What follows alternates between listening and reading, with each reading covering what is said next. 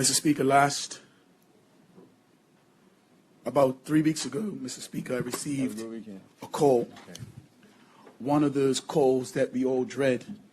Mr. Speaker, it was a call from a university roommate, fraternity brother, and the call was to share with me that his son died. As a matter of fact, Mr. Speaker, his son committed suicide. Oh. I was horrified. It was a family friend. A lot of us in the room know the family, watched the young man grow. He was abroad on a full university scholarship for both football at Columbia and academics. He was a phenomenal young man. Everyone got along with him. He was struggling in school, and he was doing well in school, and COVID came. And when COVID came, he went and he was doing everything remotely, and he was struggling. In that, Mr. Speaker, he started to smoke marijuana. Oh, no. This was, and I'm going somewhere with this, Mr. Speaker, he started to smoke marijuana and had a significant psychosis as a result thereof. He could not cope, and his family did everything to get him help. And his parents, he went back to university. He didn't want to play football anymore. He was in a really difficult state. He got the best medical treatment that money could buy. They thought everything was going well. They got the call that every parent dreads, Mr. Speaker, and it was that he actually took his own life whilst in university. I went to the funeral, one of the saddest moments of my life. I listened to his parents talk. I listened to what they said about his son's life, and something struck me. It struck me, that thing that changed his life. The thing that changed his life was his grasping, his moving towards marijuana. I'm going to speak on that today. Something that is not going to be popular. And anyone that takes anything that I say, I'm asking for you to take it into context.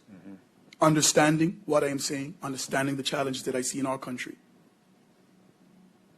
For a number of years, marijuana has been held in this country as something that has been an illicit trade. Many of our uncles, our brothers, were placed on what we call the stop list for numbers or large numbers of marijuana, and they were not able to travel. They were incarcerated. Some statistics say that around the world, over 50,000 people are incarcerated for the sale and the distribution of marijuana. Now, I'm not one of these people that will stand and decry the plant. I want to be clear. I'm not one of these people that are going to decry a plant. I'm quite aware of the medicinal benefits of it. I'm aware of the CBD. Mr. Speaker, it's no surprise to you, Mr. Speaker, that you know that I suffered prostate cancer.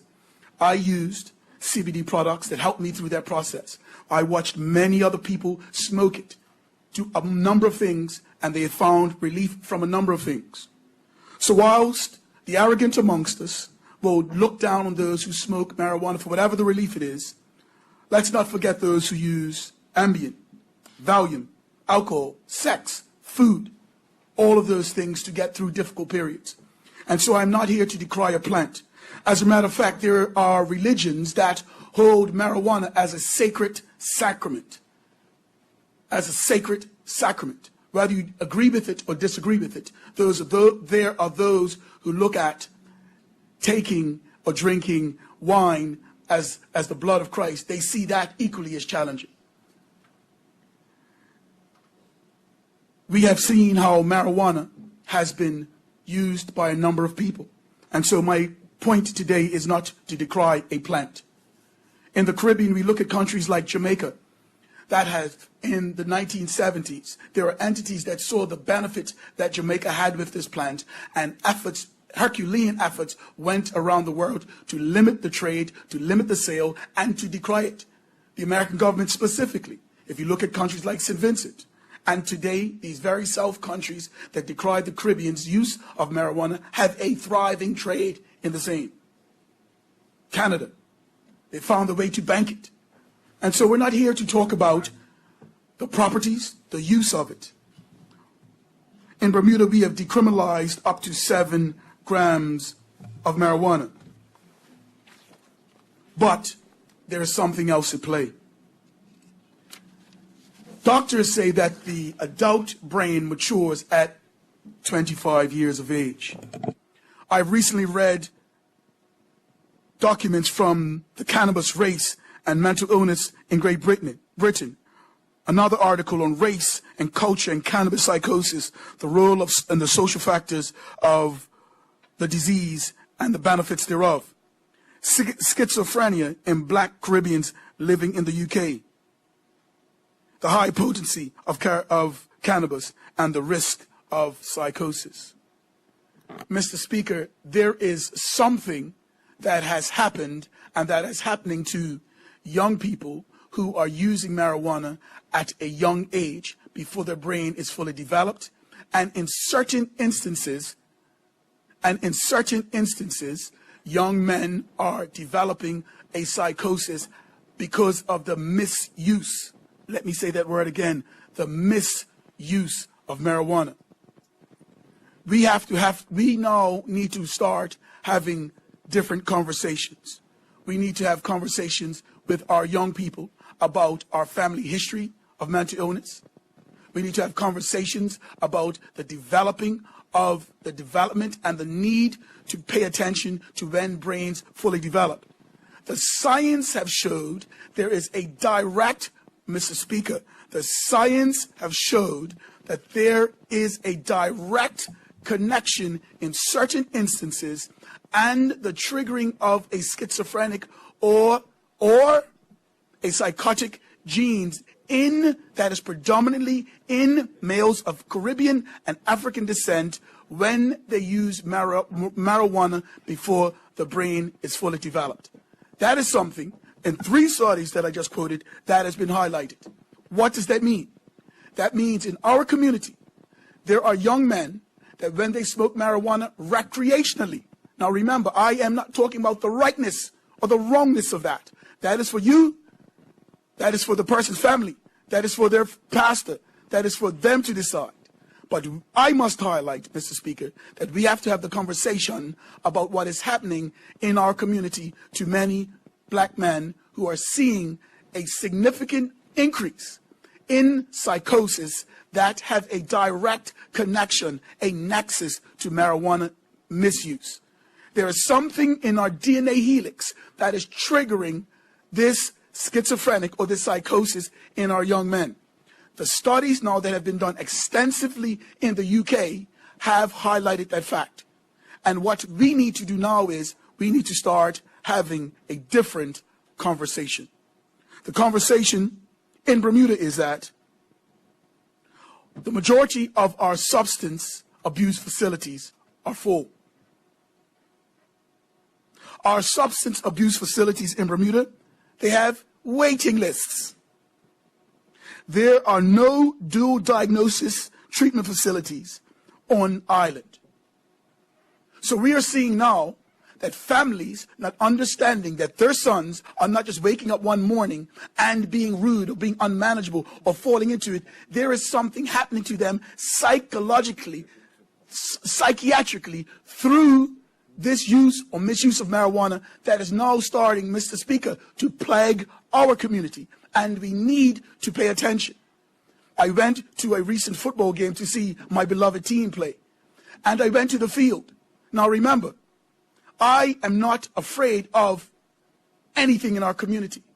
But I do get concerned that in public I am watching 12 and 13 years old smoke marijuana.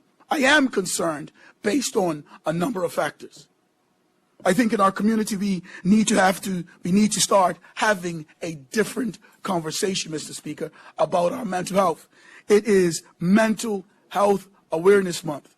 I watched a family spend all of their money on their son's education, make sure that he went to the best private schools. Mr. Speaker, he was in an Ivy League university. His parents did everything right. He was in a difficult position. He was stressed, and he found relief in smoking marijuana. Again, to those that are prone to be haughty, remember your friends on Valium, Ambient, alcohol, sex, overeating, junk food. We all have a point in our lives where we seek support and need support and help and guidance. We are living in a community where oftentimes we are not having the right conversation. Mr. Speaker, I hate to say this, the weed from 20 years ago is not the weed that they're smoking now. The weed that a Bubba Dread smokes in Jamaica through his kadunga, and excuse the common parlance, Mr. Speaker, through his kadunga, and when he's smoking and doing that, that is not the same weed that is being made synthetically, that they're adding things to it and putting in it.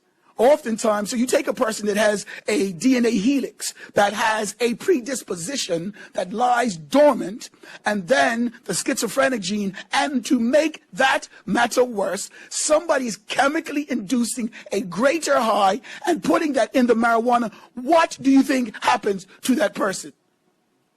For a very long time, we spoke about, and we know the Truman Report, we were being in prison exponentially high for small elements, for small amounts of marijuana. We know that. Got it.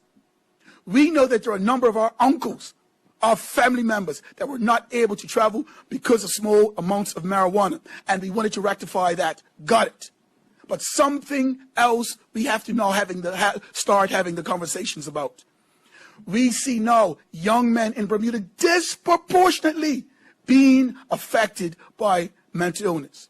We now need to have this conversation in our kids. I have friends in my circle. I have a 25-year-old. I have friends in my circle of friends, Mr. Speaker, that are telling their kids, we don't mind if you smoke as long as you're smoking at home where it's safe. An interesting conversation and an interesting shift to the paradigm where we think being at home makes it safer. There's something different, Mr. Speaker. There is something that we can't see. We can't see and understand. There is little FDA control over it. We're not understanding who is making it, what they're putting in the purple haze, what they're putting in the cotton candy, what they're putting in the different marijuanas that you're going. Why and how is the high getting stronger? Why are you feeling this specific ways? Well, this is being manufactured. People that are hydroponically growing these things to get a greater and a more prolific high, well, that has a downside to it. That has something, and it is now blowing back on our very small community. It's affecting Bermuda exponentially. You speak to those in the helping services, they will echo what I'm saying. You speak to those at the treatment facilities, they will echo what I'm saying. You speak to people in the mental health court, they will echo what I'm saying. You speak to people in the drug treatment court, they will echo what I'm saying. We have to understand that everything that we're doing has a consequence. And so if we will continue to make sure that our young men do not go to jail because of marijuana, and we want to make sure that we decriminalize specific amounts for 7 grams, and we did the right thing to do, the right direction to go to. But there's something new that is starting to affect our community exponentially, Mr. Speaker. We must see it. We must triage it. We must have the right conversations with our young men in our sporting clubs. We must have the conversations as a family. We must have the conversations as a community. We must start to talk about mental illness as a stigma in our community, where we say to ourselves and to each other, that person, they're crazy, or they're St. Brendan's patient. We must now start talking to our young men and our women about ultimately what is challenging them, having our kids seek therapeutic interventions, having our young people being able to get therapy, dealing with the root cause. And I'm not suggesting that everybody that smokes marijuana has a problem and they're smoking to get away from something. There are people that clearly smoke marijuana for recreational purposes. Again, that is their prerogative. Yes, everyone has a different moral code. I am saying now that there is something else that we have to look at. Because before, we focused on the legality of it, the morality of it, the financial aspect of it. Now we're seeing a price that is becoming very difficult for us to pay. We see the zombies on our street. We see the young men in our community, the young women in our community. Just ask. We're all being affected by it. I stood there as they lay the coffin of my godson, and I promised his father I would do my part, Mr. Speaker. Thank you, Mr. Speaker.